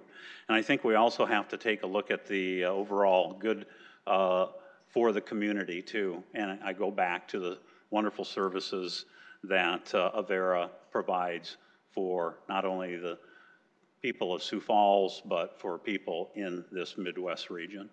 Thank you. Any other questions for Tom while we have him here? Councilor Staley. And I had a conversation with Sister Mary Thomas when this was coming up about the nuns that will be living here. They are going to be functioning, they're going to be able to drive, correct? So this isn't a retirement home for the nuns. That is correct. Some of them have vehicles, some of them do not. Thank you. Any other questions? Councilor Erickson. Tom, remind me how many affordable home units will be in this property that's going to be replaced? How many sisters will be able to have their place of home? There's going to be a total of 20. I'm going to refer to them as efficiency apartments. Of those 20, 15 of them will be occupied consistently, and the sisters, there's a need for them to come, and they receive their health care here too through Avera. So one of the benefits of this building to the sisters is the ability for them to come, to not find a hotel or a place to live, that they can live in that sense of community, which is very important to them, and they have the ability then to get their health care at Avera, or for meetings, the presentation sisters up in Aberdeen, if they have meetings that they might have, that they have the ability. So 5 of them will be utilized for guests and like overnight guests that come in, but a total of 20. Thank you. You're welcome. Thank you, Tom. I'm going to look for any other discussion or questions. Seeing none, I'm going to call for a motion on this. Move to approve, Erickson. Second, Kylie. Okay, move to approve and set a date of second reading for Tuesday, March 5, 2019 by Erickson, seconded by Kylie. I'm going to call for a vote on this, please. Council members Nitzert? Yes. Selberg? Sale? Yes. Starr? Yes. Staley? Yes. Brecky? Yes. Erickson? Yes. Kylie? Yes. All right, that passes 8-0. Next item. Item 34, first reading. An ordinance of the City of Sioux Falls, South Dakota rezoning property located at the southeast corner of West 2nd Street and North Kiwanis Avenue from the RD1 Twin Home Duplex Residential Suburban District to the O Office District number 9701-2018 and amending the official zoning map of the City of Sioux Falls. Planning Commission recommends approval 4-0. Recommendation, set a date of second reading for Tuesday, March 5th, 2019. The applicant here is Rose Grant. The owner is Grunida LLC and Jeffrey Milo. It's located at the southeast corner of North Kiwanis Avenue and West 2nd Street. It's roughly 0.67 acres in size. The purpose of this rezoning is the Wheelchair Express is looking at constructing phase 1, which would be a 4-stall van storage building on the north part of this lot. And then down the line, they're looking at constructing a phase 2 where they would actually move their office and employee area to this site and construct an attached building on the south side of those garages. Thanks, Jason. Anyone from the public here to speak on this item tonight? Counselors, do you have any questions for Jason? Can I get a motion to set a second reading for Tuesday, March 5th? So moved, Nitzert. Second, Sale. Motion by Nitzert, seconded by Sale. Any discussion on this? All right, a vote, please. Council members Nitzert? Yes. Selberg? Yes. Sale? Yes. Starr? Yes. Staley? Yes. Brecky? Yes. Erickson? Yes. Kylie? Yes. All right, that passes 8-0. Item 35. First reading, an ordinance of the City of Sioux Falls, South Dakota rezoning property located northeast of the corner of West Pine Ridge Drive and North Marion Road from the I-1 Light Industrial District and O Office District to the LW Live Work District, number 9852-2019, and amending the official zoning map of the City of Sioux Falls. Planning Commission recommends approval 4-0. Recommendation, set a date of second reading for Tuesday, March 5th, 2019. The applicant and owner here is Merrill Bergeson. This is located just south of the new Jefferson High School that we've seen earlier tonight. It's roughly 13.04 acres in size. The purpose of this rezoning is they're looking at constructing a future office or multifamily development just south of the high school. Thanks, Jason. Anyone from the public here to speak on this item tonight? Councilors, do you have any questions on this? Looking for a motion to set a second reading for Tuesday, March 5th. So moved, Erickson. Second, Selberg. Okay. Motion by Councilor Erickson, seconded by Selberg. Any discussion on this? Vote, please. Council members Nitzert?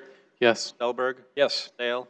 Yes. Starr? Yes. Staley? Yes. Brecky? Yes. Erickson? Yes. Kylie? Yes. All right, that passes 8-0. Item 36. A resolution of the City of Sioux Falls, South Dakota, approving extending Officer David J. Hamilton's employ with the city until October 11th, 2019. Councilors, Chief Matt Burns from the Police Department. The resolution before you represents a request by Officer David Hamilton to extend his retirement date for a little over 6 months so that he may be eligible for the 15-year vesting and be eligible for a pension under the ordinances. This has my full support. He has my full support. He's an officer in good standing and given tremendous service to the City of Sioux Falls. I would ask for your approval. Thanks, man. Anyone from the public here to speak on this item tonight? We do support our police departments. Not that, we have our differences with upper management at police departments. If Greg Nitzert or somebody could talk to the public, if it's an ordinance that you have the right as a council member to accept or deny his 6 months so he can get his pension. The only problem that I have is when you become a police officer and there's an ordinance in place saying that so many years you can get your pension, and if he started late in life, so what, so be it. That's how I look at it. Any employment. So what gives the council the option to say, okay, we're going to do this officer individual, and then another officer comes, and then this one they have to approve of it. You knew when you served this city here, you knew the rules and the regulations and the stipulations. You knew that at 60 years old that you have to come up into retirement. I'm not saying nothing bad about this police officer, but I'm just saying in general to please make the public be aware that how you can vote on it tonight and what can you do to pass this forward. What is your powers as a council member? Because the citizens, believe me, the citizens do not know this, okay? So if a council member can bring it up for input and let the citizens know, because I did get calls from this this weekend from it, okay? Thanks. Thank you. All right. Councilors, do you have any questions for the chief on this one? Councilor Kiley. I'd just like to say, Officer Hamilton, I'm happy that you're willing to extend it, the amount of time that is necessary. Thank you for serving the city of Sioux Falls well in the past, and I'm certain that you will in the future future too. And may I say, you don't look like a day over 35. Any other questions for the staff? If not, I'd look for a motion on this. Move to approve. Second. Okay, motion approved by Kiley, seconded by Sale. Any discussion, council? All right, a vote on this, please. Council members Nitzert? Yes. Selberg? Yes. Sale? Yes. Starr? Yes. Staley? Yes. Brecky? Yes. Erickson? Yes. Kylie? Yes. All right, that passes 8-0.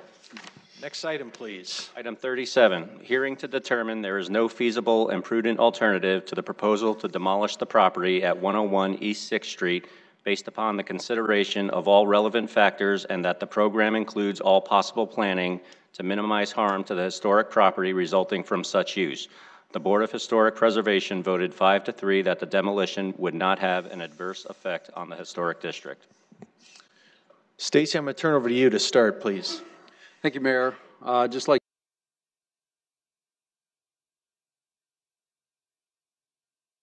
to give a brief explanation of this process. Sorry, Diane. State law requires that anytime there's a project involving a historic property, that a certain review process has to be followed before a permit from the city can be issued. The review process begins with the question, does this project have the potential to damage, destroy, or encroach upon historic property? In this particular case, Raven Industries is proposing to raise their property located at 101 East 6th Street.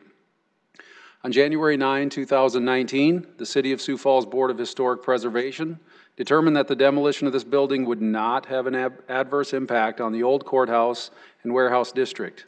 This matter is coming before the council, however, because in a letter dated January 22, 2019, the State Historic Preservation Office stated their determination that the demolition would encroach upon, damage, or destroy historic property that is included on the national and state registers of historic places, and that feasible and prudent alternatives to the proposal have not been fully explored. As a result of SHPO's determination and pursuant to SDCL 1-19A-11.1, the permit to raise cannot be granted unless the City Council makes a written determination that 1, there are no feasible and prudent alternatives to the proposal, and 2, that the proposal includes all possible planning to minimize harm to the historic property. The procedure to consider all relevant factors and make a written determination starts with a hearing, which is what we are about to have. During that hearing, testimony will be received from city staff, Raven Industries as the owner, and potentially other proponents and opponents. During testimony, council can ask questions of staff and other witnesses. As this is a quasi-judicial proceeding, public input in this matter will be taken in the form of testimony. Therefore, the typical 5-minute time limit does not apply. That being said, testimony that is cumulative, redundant, etc. may be limited by the mayor in his capacity as presiding officer. Further, in the interest of due process, all input on this matter shall occur at hearing, item 36 on your agenda, a time during which there are only due process restrictions on testimony as opposed to fixed time limits, rather than following the motion identified in item 37, which of course is subject to those specified time limitations. Public input can then be received on item 38, which is the motion authorizing the city attorney's office to prepare written findings consistent with the majority vote from item 37. Since this is a quasi-judicial matter, at the conclusion of testimony and prior to making any motions, if there is any information that the council might rely upon in making your decision that was not produced at this hearing, you should disclose that information and allow the opportunity for all parties to respond or participate. With that, Mayor, the hearing may proceed. All right, Diane, the floor is yours. Good evening, Diane DeCoyer with Planning and Development Services. I'm also the staff liaison for the Board of Historic Preservation.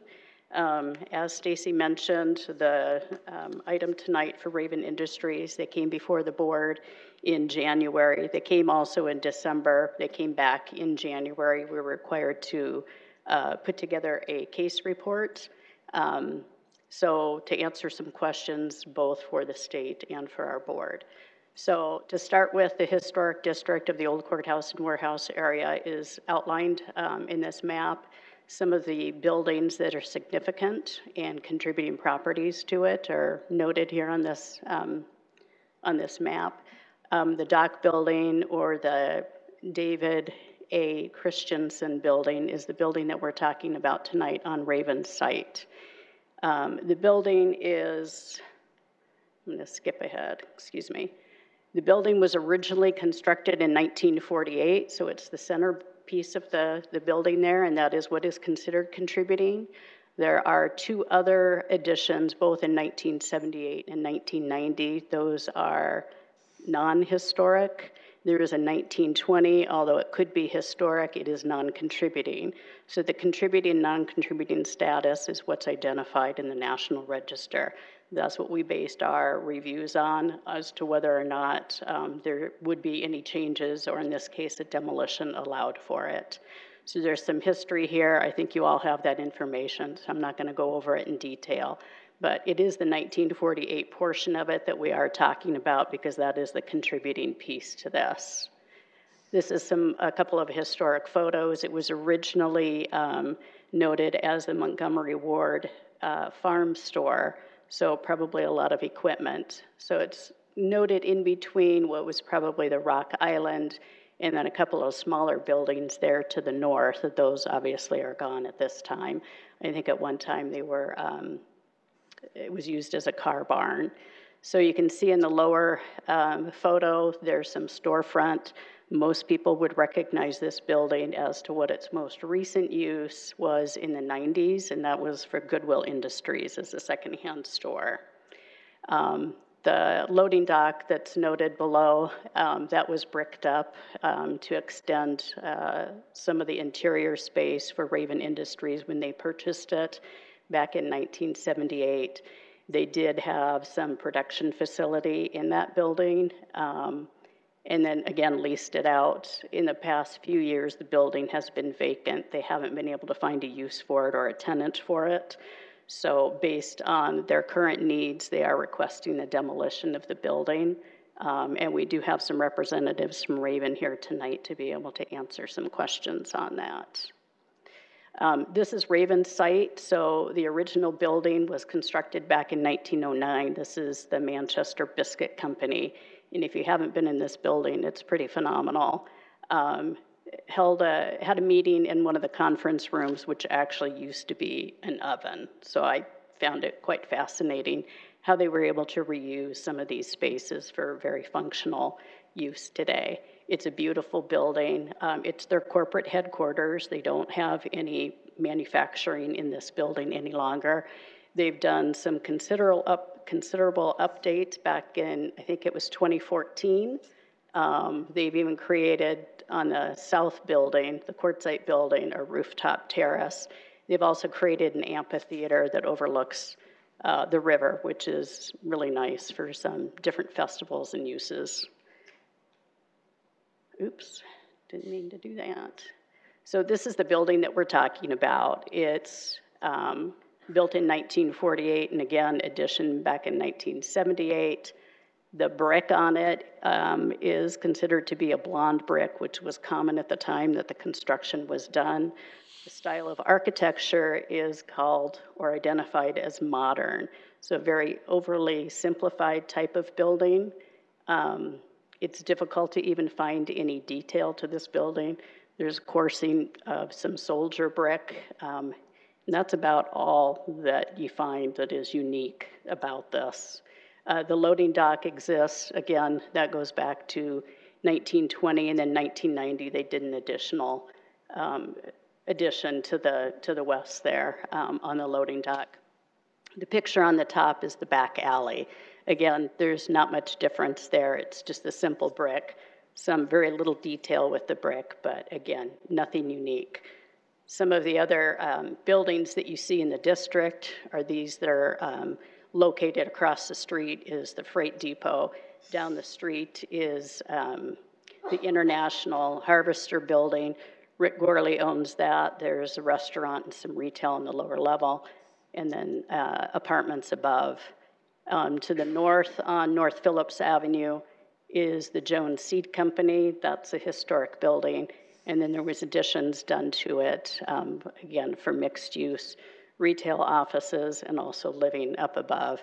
And then Falls Center, also known as the Jewett Brothers Warehouse, that is contributing to the district as well. And that was actually one of the first buildings in downtown Sioux Falls that had been rehabilitated. And then across the street is the Milwaukee Freight Depot, which up until recently was occupied by Parks and Rec for their offices. Excuse me. And will be reused again for the Levitt Pavilion for offices there.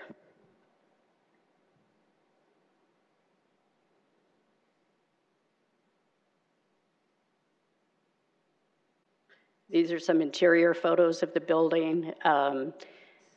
It's a bit of a challenge. I know that Raven had talked about trying to occupy the interior space for parking, but because of the structural layout to the columns, it wasn't conducive to that, as well as the fact that there's a couple of level changes within the building due to the additions that were done. This is the site plan that Confluence provided in what Raven is looking to do here in the near future. If they're allowed to demo the building, they have demand for additional parking. They have, I think, about 330 parking spaces on site, and they've got over 500 employees. In the spring and summer, they get a lot more employees with interns, so they have high demand for parking. The parking, if it's developed at this site, also would allow use for public for nights and weekends, and that certainly comes in handy with the Levitt Pavilion being constructed, different types of entertainment venues, like with the Orpheum Theater. People are always looking for parking, so they do allow for that, you know, other than business hours. The ordinance does require, because this is in the downtown PUD, they are required to provide some kind of screen fencing, a decorative type of fencing, as well as vegetation. There has been some concern and questions, it was discussion at the last board meeting about how you engage pedestrians along Phillips Avenue when a building is gone like this. And Raven is open to discussing having things like sculpture walk or various monuments, things to engage the pedestrians as they pass by this area. So I do have Tim Otis here with Raven Industries. He's their facilities director, can answer some questions, and also Mike Cooper, who might be able to talk about some additional development plans for this area. But at this time, if you have any questions, I'll see what I can help with. Thanks, Diane. So Stacy stated this is a public hearing, so what I'd like to do is invite those who wish to speak to this, come forward to the podium. And remember, because this is the hearing, we won't be taking input on the next item as it's related to this. So this will be the time to speak to this. So you can come on forward and speak to this item if you have input. Welcome. Welcome. Thank you, Council, Mayor. Tim Otis, Corporate Facility Managers for Raven. With me, I also have Lee Magnuson, VP for Raven and General Counsel, as well as Elizabeth Ebert, in-house counsel. So Diane really has done an amazing job putting together all that information and going over everything. Parking really is a huge issue for us.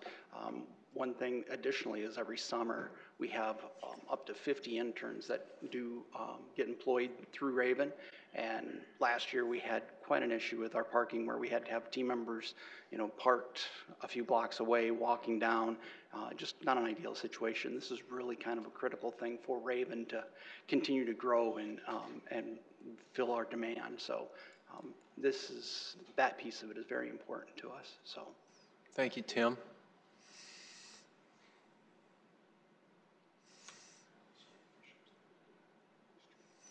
Evening, Mike. Good evening, Mike Cooper, Planning and Development Services. I just want to provide a quick summary of the testimony that I gave at the Board of Historic Preservation meetings in support of the demolition. And I talked about historically, we've looked at many downtown development strategies. And in just about every case, this particular area of North Phillips Avenue and 6th Street has always been identified as a really great redevelopment area.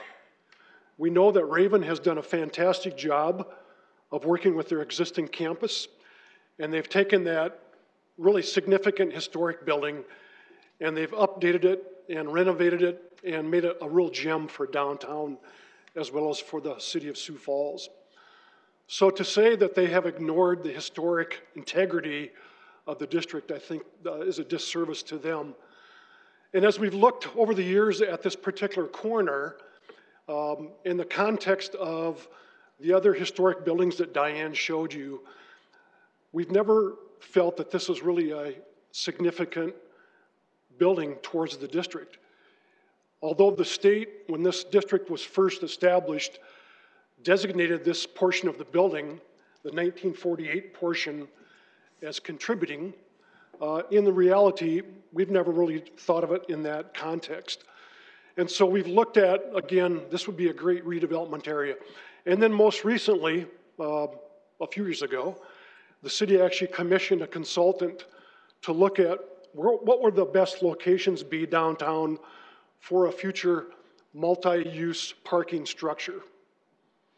And this particular location was one of the top locations that they identified, not only because of what's there today, but also looking more long range at what the redevelopment potential could be for the north end of downtown. And so from our perspective, to say that this is a contributing building, the 1948 portion has never really been a target for us to maintain long term. And so when Raven is coming to us now and saying, you know, we've looked at other options of keeping that building. Could we use it for indoor parking? Could we repurpose it to something else? And as you look at the condition of the building and the physical condition of it, the physical limitations, there really is very limited feasibility to repurpose it. So again, from our perspective, we believe that what Raven is proposing tonight meets the criteria that they've looked at all other options, and that in order to redevelop this site, whether it's a parking lot, short-term, or more long-term for some type of a mixed-use building, which I think ultimately is what it will be, this building has to be removed. And so that's why we support the demolition request, and we think that, unlike SHPO, that we believe that they have met the criteria that's required for you as a city council to approve the demolition. Thank you. Thank you, Mike. Are there others here to speak on this item this evening? All right, seeing none. Counselors, given the testimony that you heard from those folks, do you have any disclosures that you need to make before we move on to the next item? This only includes evidence that has not been produced at this hearing, which you may rely on. So any disclosures that you all maybe need to make?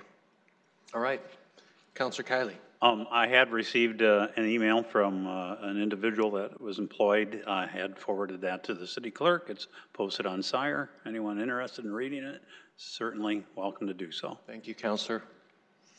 Okay. Clerk, next item, please. Item 38, motion authorizing the proposal to demolish the property at 101 East 6th Street and the issuance of any related permit based upon the consideration of all relevant factors, and that there is no feasible and prudent alternative to the proposal, and the program includes all possible planning to minimize harm to the historic property resulting from such use. The Board of Historic Preservation voted 5-3 that the demolition would not have an adverse effect on the historic district. All right. Do you have any questions, Council, for staff? Any final questions? We're not taking public input on this, as that was taken at the hearing. So, Councilor Neitzer. Diane, reading the minutes of the two meetings, this has been a split decision both times. In fact, it looks like it failed the first time around. Correct. And then there was looks like a tour in between. Yes. Would somebody be able to give some sense as to what changed the vote? What in the interim? After the first meeting, there was some contact with some adjacent property owners, those to both the east and west of 6th Street and the north and south of North Phillips Avenue. And with those adjacent property owners talking about what they had done for rehabilitating their buildings, and what the value maybe they thought of for the dock building, if they thought that was worth restoring or any other kind of use. They all came to the same conclusion and recommendation that there was no value here. It's a single-story building with varying floor heights. It wasn't designed or constructed to add on to. Very limited use. And again, even though it's identified as contributing, as Mr. Cooper said, it is a very insignificant in terms of its architecture and even in terms of some of the history. It's a very, very simple form of the modern style architecture. It's almost like a retail strip mall, which we're all familiar with that. And some of the other buildings that I showed you in the area really do define what this district is all about, with things like the International Harvester, the Keene Warehouse, Fall Center, even the Orpheum Theater, and certainly the Old Courthouse Museum. May I continue? Councilor Neitzer, you bet.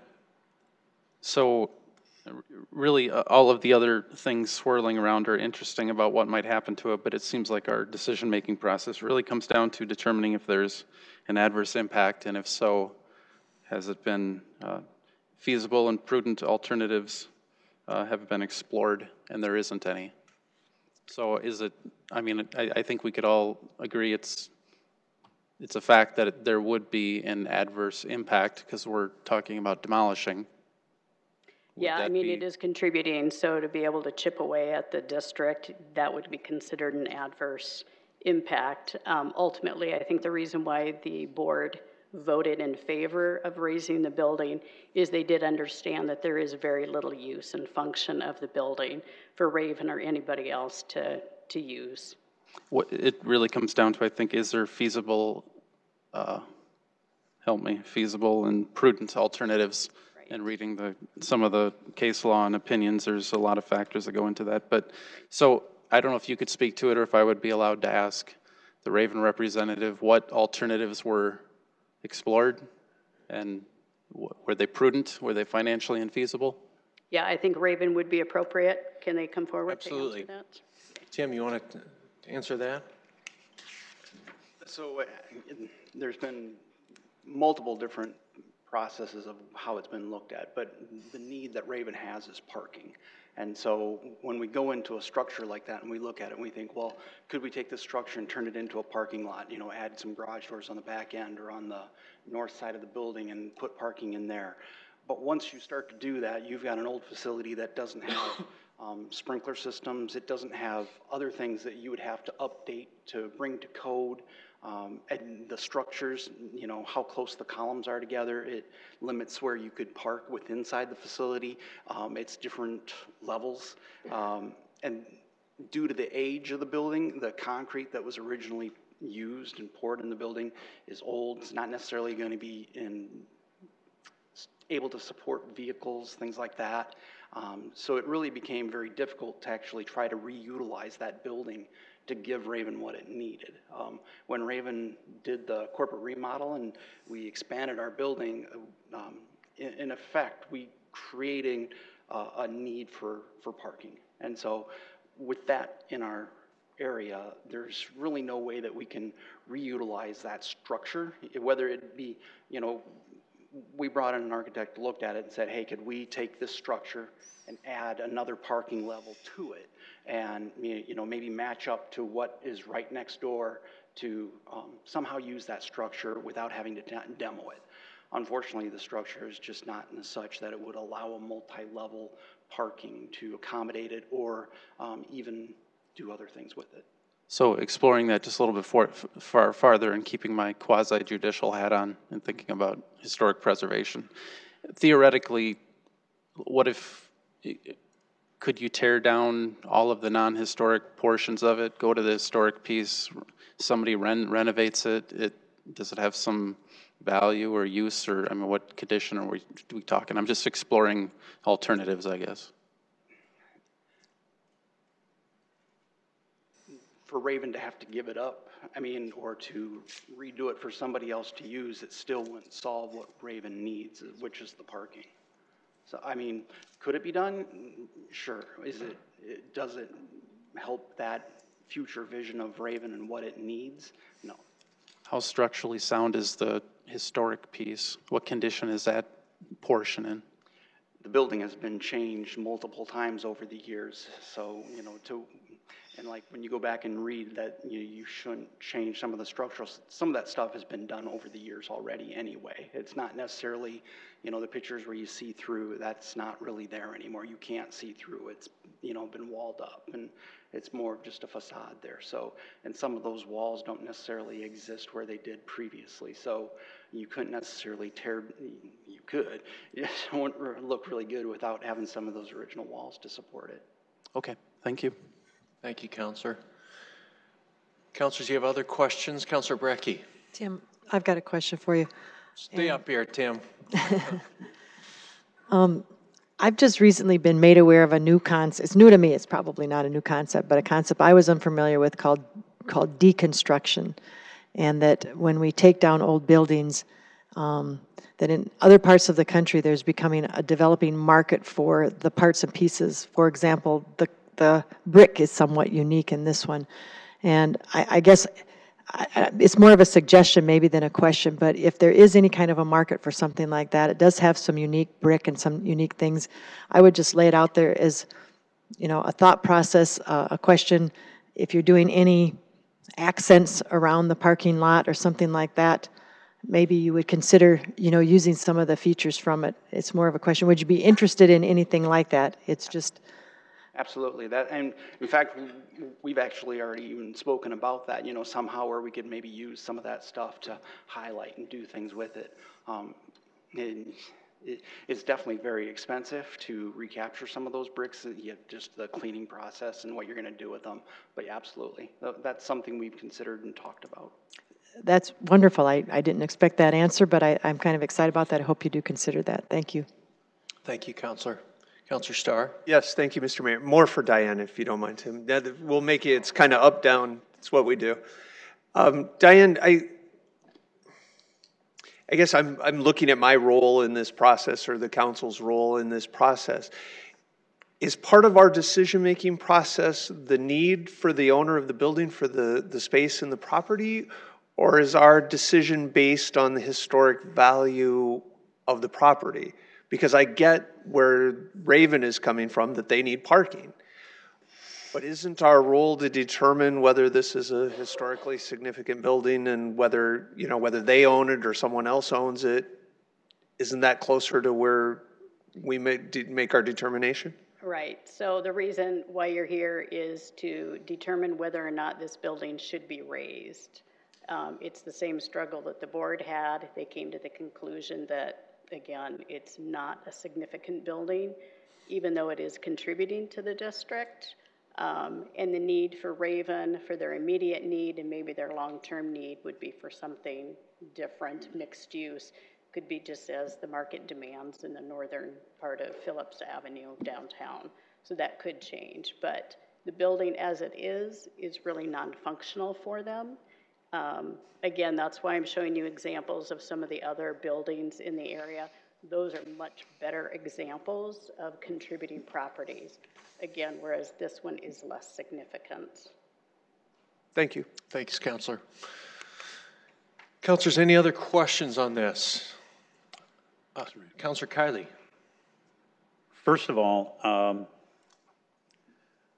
I do support this proposal. I'll come out and say that. Diane, this is more of a statement than a question.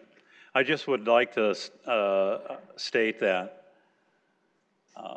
Raven does have a very keen interest in the city of Sioux Falls. And as it was mentioned earlier, if you question that, I would invite you to request a tour of their corporate headquarters. It is absolutely beautifully done and renovated. So talk about preserving a piece of the history of the city of Sioux Falls. I can't say that I'm a historian. When I look at the piece that's contributing here, it has the characteristics of a blonde shoebox. And trying to deconstruct and save that one portion, I mean, when you have one portion out of what originally was 5 pieces, one has since been raised already, I can see the difficulty and just simply not very practical. So again, I urge my colleagues to support this proposal. Thank you. Thanks, Counselor. Counselor Neitzer. Yeah, I would just say, for me, my linchpin is going to be really in reading the Attorney General's opinion and some of this other stuff. This is quasi-judicial, so I think in the consideration for me, the owner of the building and what they want to do with it is frankly irrelevant to my decision. That's no offense, that's just the decision-making. And the linchpin for me, I think, is going to be the perceived historical significance or lack thereof in making the decision. Thanks, Counselor. I'd look for a motion on this item. Move to approve. All right, motion approved by Counselor Kiley. Do I have a second? Second, Sale. Okay, seconded by Sale. Any further discussion on this one, Council? All right, a vote, please. Council members Nitzert, Yes.